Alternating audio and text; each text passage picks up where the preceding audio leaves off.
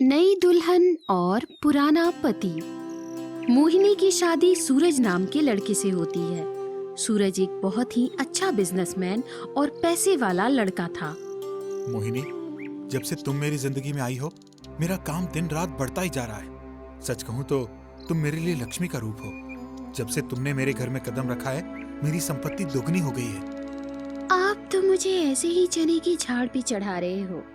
मैंने कुछ नहीं किया, सब तुम्हारी मेहनत का नतीजा है। तुम दिन रात इतनी मेहनत करते हो, तुम मुझे भी भूल जाते हो और अपने काम में ही लगे रहते हो। नहीं मोहिनी, ऐसा नहीं है। मैं जो भी काम शुरू करता हूँ उसे तुम्हारे नाम से ही शुरू करता हूँ। इस वजह से मुझे ज्यादा प्रॉफिट होता है। लेकिन सूरज, तुम्हें नहीं लगता तुम्हें अपनी पत्नी को भी समय देना चाहिए? क्योंकि उसे भी तो तुम्हारी जरूरत होती है।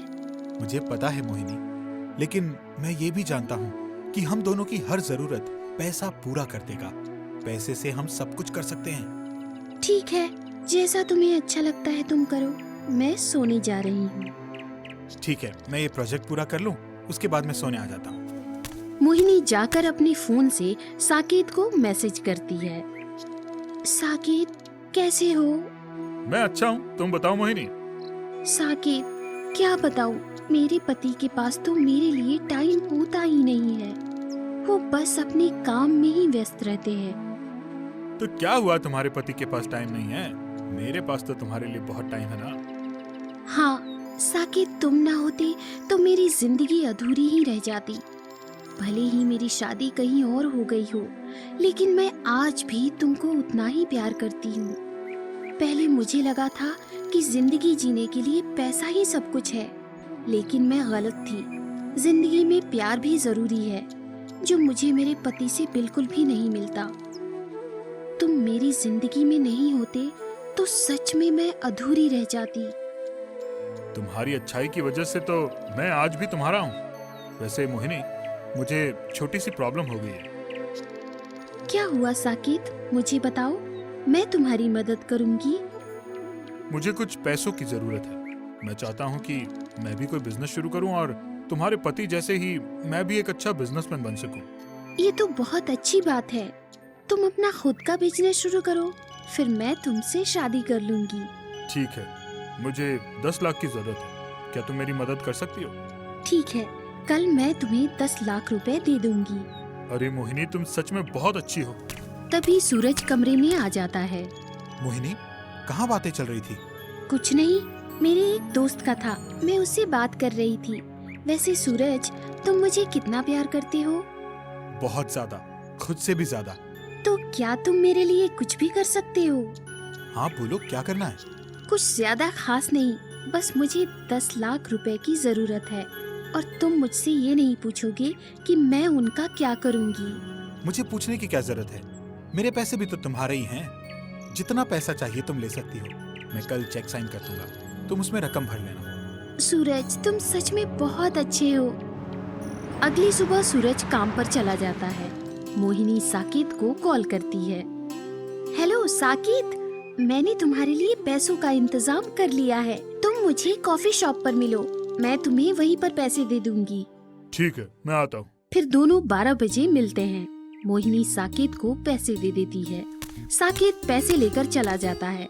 शाम को सूरज मोहिनी से पूछता है, क्या बात है, आज तुम बड़ी खुश नजर आ रही हो? कुछ खास नहीं, बस आज एक दोस्त से मिली थी तो बहुत अच्छा लगा। तो हमें भी मिलाओ अपने उस दोस्त से। हाँ जरूर, पक्का मिलवाऊंगी। जब समय आएगा तो मैं तुमको उससे जरूर मिलवाऊंगी। साकेत जाकर अपना बिजनेस शुरू करता है और देखते ही देखते अच्छा पैसा भी कमाने लगता है। फिर वो मोहिनी से फोन पर कहता है, मोहिनी, तुम्हारी वजह से आज मैं अच्छे से सेटल हो गया हूँ। अब मेरे पास किसी चीज की कोई कमी नहीं है। अच्छा, तो क्या फिर हम शादी कर सकते हैं? हाँ बिल्कुल कर सकते हैं, लेकिन मैं शादी से पहले तुमसे मिलना चाहता हूँ। ठीक है, फिर कल हम ज्वेलरी शॉप पर मिलेंगे, मुझे कुछ सामान लेना है। अगले दिन ऑफिस में सूरज का मैनेजर, क्या बात है सर, आज आप बहुत खुश लग रहे हो। क्या कुछ खास है आज? हाँ, आज मेरी शादी की सालगिरह है। मेरी शादी को 2 साल हो गए हैं। और मेरी पत्नी की वजह से आज मेरे पास बहुत पैसा है। मैं उसे एक अच्छा सा तोहफा देना चाहता हूँ, लेकिन समझ नहीं आ रहा कि उसे क्या दूं। सर, औरतों को सबसे ज्यादा गहने पसंद होते हैं। मेरी मानो तो मैडम को एक अच्छा सा गले का सेट दे दो। बहुत अच्छी बात बताई तूने, मैं अभी लेकर आता हूँ। फिर सूरज उसी ज्वेलरी शॉप पर चला जाता है जहां मोहिनी और साकेत थे। सूरज देखता है कि मोहिनी और साकेत आपस में बातें कर रहे थे। वो छुपकर उन्हें देखने लगता है। मोहिनी, हम सच में शादी करने वाले हैं ना? तो फिर हमारे बीच ये दूरियां जो है वो कम हो जानी चाहिए। क्या तुम मेरी बात से सहमत हो?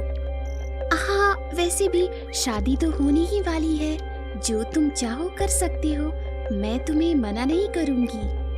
फिर साकेत मोहिनी के गले में मंगलसूत्र खरीदकर बांधता है। मोहिनी, अब तुम मेरी हो चुकी हो, आओ कहीं चलते हैं। अब तो हमारी शादी भी हो गई है। पर अभी साकेत, मेरे पुराने पति से मेरी तलाक नहीं हुई है। अरे अपने पुराने पति को भूल जाओ मेरी जान। फिर साकेत मोहिनी के गले में हाथ डालकर चलने लगता है। सूरज ये देखकर हक्का बक्का रह जाता है कि उसकी पत्नी का अफेयर कहीं और चल रहा है। मैं आज तक जिसको लक्ष्मी का स्वरूप मानता था, वो तो बहुत ही बेकार औरत है। सूरज मोहिनी को वहाँ कुछ नहीं कहता और चुपचाप एक ज्वेलरी सेट लेकर अपने घर चला जाता है। शाम के समय मोहिनी, देखो मैं तुम्हारे लिए क्या लेकर आया हूँ।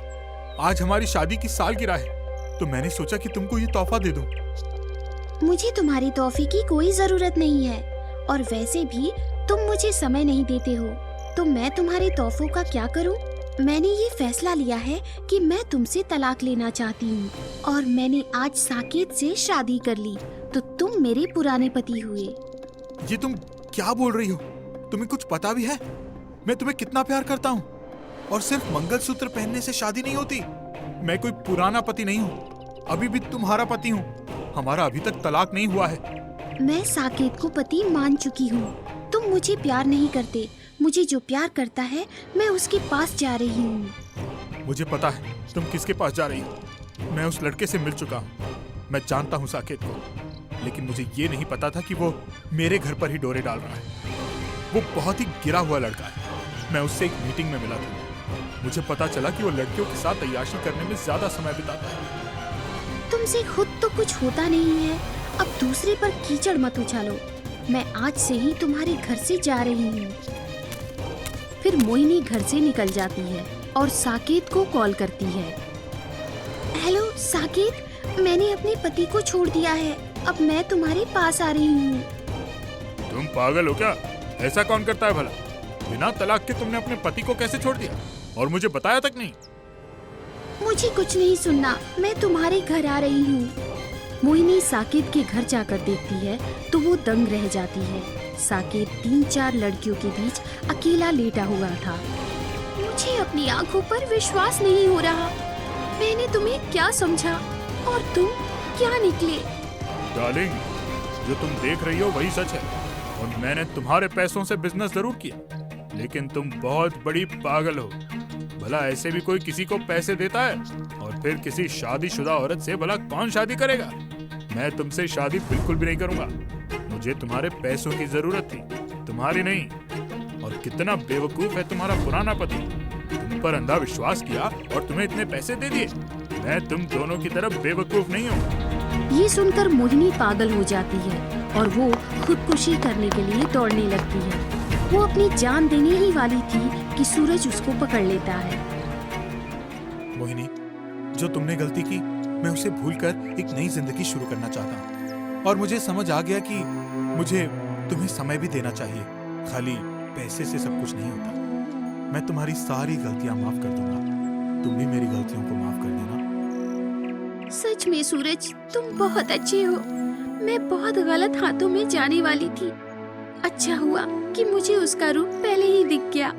मैं कभी भी ऐसा नहीं करूंगी। मैं तुमसे वादा करती हूँ, मैं आज के बाद तुम्हारी ही बनकर रहूंगी। प्रिय दर्शकों, हमें पूरी उम्मीद है कि आपको आज की कहानी बहुत पसंद आई होगी। ऐसी कहानियाँ देखने के लिए हमारे चैनल को सब्सक्राइब करें और बेल आइकन का बटन जरूर दबाएं। और हाँ, वीडियो को ज्यादा से ज्यादा शेयर करें और लाइक करना न भूलें। धन्यवाद।